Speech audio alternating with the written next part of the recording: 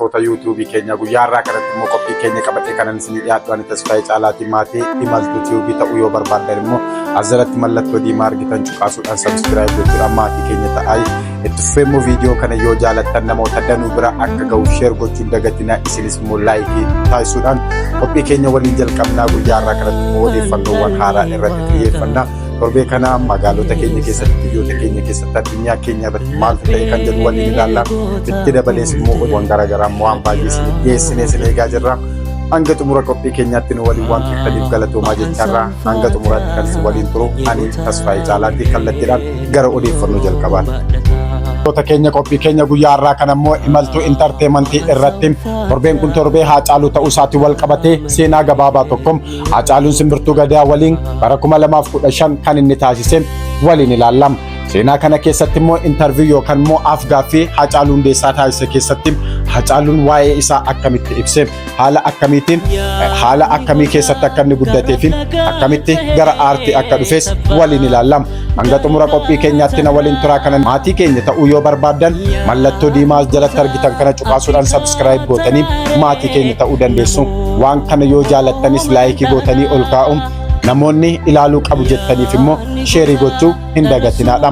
Yaada keessan koomentii irratti siyoonuu barreessitan nutis wanta fooyyessuu qabnu fooyyessinee haala addaatiin kanaan booddees boqonnaawwan garaagaraatiin waliin itti fufna. Amma xumura qophii keenyaatti na waliin turaa kan dagatinaadha. Oromoon yeroo waa'ee ilmaansaa dubbatu ilmi namaa sadii jedhama.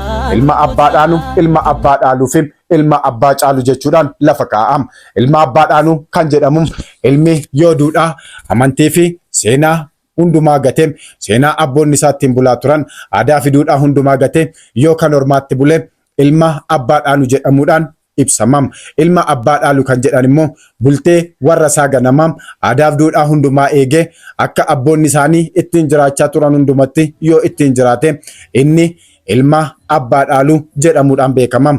Isa malees immoo an abbaan dogongoree hundumaa sirreessee an abbaan laaffise jabeessee dogongoree sirreessaa ilmi ittiin jiraatu immoo akka aadaa Oromootti akka Oromoon jedhutti inni ilma abbaa caaluudhaan egereen biyyaatis kan irratti akeekamu kan irratti yaadamu kan irratti gatamus namoota akkasiitidha. Egaa mucaa qacalee tokko Oromiyaa keessaa lixa Oromiyaa yookaan lixa Shaggar keessatti urjii Oromoo tokkoon isin beeksisa. Innis Haacaaluu Hundeessaa Boonsaa jedhamuudhaan beekamam. Qophii keenya kanam hanga xumuraatti yoo ilaaltan baay'ee irraa buufattu galatoomam.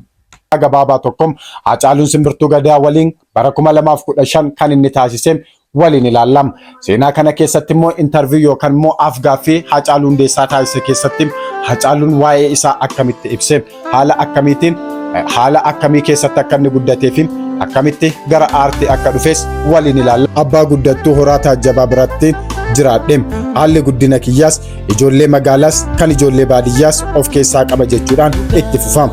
Haala barumsa isaa yeroo dubbatu ani barnoota kanan jalqabe yeroo sirna dargii keessadha. Akkuma mana barnoota galeen kutaa tokko baradhe mootummaan dargii kufe akkasiin sirni dargii kufe yeroo sirni biraa dhufu afaan Oromoo kufaatii dargiin boodam yeroo jalqabu ani bara qubeen afaan Oromoo kennamu sanam barachuun jalqabe. Mana barumsa sadarkaa tokkoffaa Amboo keessatti kan argamu mana barumsa Cariittiin baradhe. Barnoota koo sadarkaa lammaffaa immoo mana barumsa sadarkaa lammaffaa Amboottiin baradhe. Sadarkaa lammaffaa barachaa jiru bara 1995 mana amala sirreessaa seenee waggaa 5 mana amala sirreessaa keessa ergan tureen booddee bara 2000 ba'e jechuudhaan itti fufama. Egaa kabajamtoota daawwattoota keenya boqonnaa lammaffaan kutaa itti aanutti itti fufama. Hanga xumuraatti nu waliin waan turtaniif galatoomaa. The Voice of Tasfaayee. Like, share, subscribe.